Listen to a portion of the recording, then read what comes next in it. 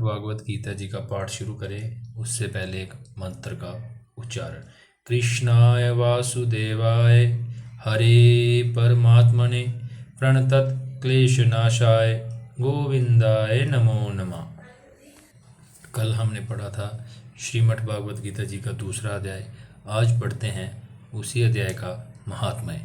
दूसरे अध्याय का महात्म्य। श्री नारायण जी बोले, हे लक्ष्मी, दक्षिण देश में एक पूरन नाम का नगर था। वहाँ एक देव सुषमा धनवान रहता था। वह साधु सेवा करता था। जब संत सेवा करते बहुत दिन बीत गए, तब एक बाल नामक ब्रह्मचारी आया। उसकी सेवा बहुत कही और विनय करी, हे सजंती, मुझे कृपा कर श्री नारायण के पाने का ज्ञानोपदेश करो, जिससे मेरे जीवन का कल्याण और मुक्ति होवे। तब ब्रह्मचारी ने कहा, मैं तुझे गीता जी के दूसरे अध्याय का पाठ सुनाता हूँ। उसके सुनने से तेरा कल्याण और मुक्ति होवे। तू श्रावण कर एक अयाली बन के बकरियां चराता था और वहाँ मैं भजन करता था। एक दिन रात को आयल बकरियां लेकर घर को चला। मार्ग में एक सिंह बैठा था।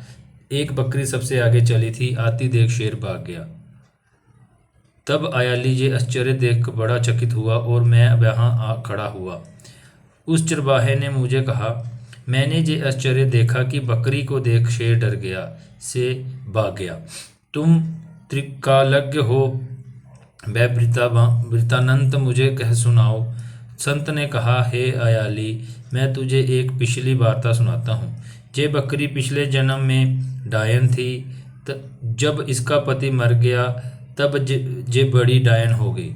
जिस सुंदर लड़के को देखे खा लेवे। और जे शेर पिछले जन्म में एक फंदक था। वह पक्षी पकड़ने वन को गया और डायन भी वन को गई। वहां डायन ने उसे फंदक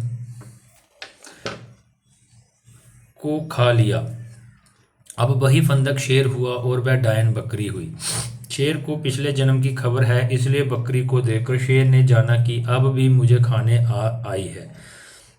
तब अयाली ने कहा, मैं पिछले जन्म में कौन था? तब संत ने कहा, तू पिछले जन्म में चांडाल था।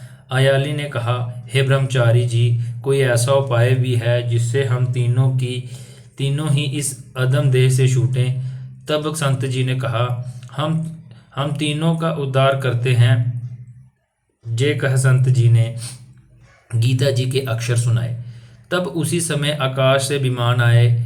उन सभी को विमानों पर चढ़ाकर बैकुंठ लोक को गए।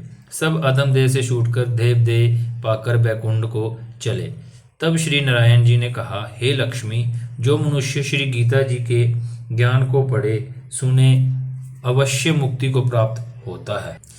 ये था श्रीमद् भागवत गीता जी के दूसरे अध्याय का महात्म्य। तो इससे सुनने से क्या आपको समझ आई कि गीता जी के किसी भी अध्याय को सुनने मात्र से ही क्या है, मनुष्य को देवदेही प्राप्त होती है और वे बैकुंठ को चले जाते हैं। तो कहीं भी अगर श्रीमद् भागवत गीता जी का पाठ हो रहा हो, चाहे 1-2 मिनट निकाल कर, चाहे 2 ही शब्द सुने, अवश्य सुने। अगर आपको वीडियो अच्छा लगा हो तो वीडियो को लाइक करें, चैनल को सब्सक्राइब करें और वीडियो को शेयर करें। तब तक के लिए आप सबको राधे राधे। कल शुरू करेंगे गीता जी का तीसरा अध्याय। राधे राधे। जय श्री कृष्ण।